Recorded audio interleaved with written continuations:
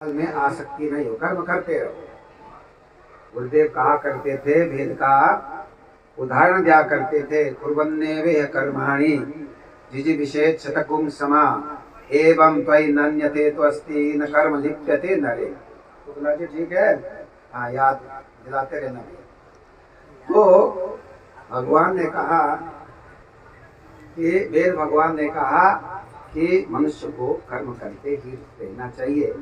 100 वर्ष की आयु जीने की इच्छा करनी चाहिए, कर्म करते हुए, निष्काम कर्म करते हुए। ऐसे कोई कर्म करता रहेगा तो कर्म से लिप्त नहीं होता। तो यहाँ भगवान ने कहा देखो ये संसार है, जो पृथ्वी लोक है, कर्मानुबंधी नहीं है। कर्म के बंधन में मैंने कर्म करने का अधिकार भी है और कर्म भोगना भी मनुष्य को होगा।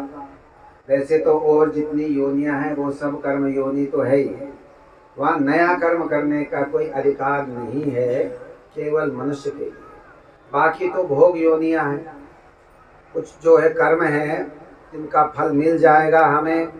जो छोटे लघु कर्म हैं, छोटे छोटे जिनका पाप, छोटे पापों का तो निपटारा हो जाता है, लेकिन जो कनिष्ठ कर्म है उसका फल भोगने के लिए अन्य अन्य योनियों में हमें जाना होता है।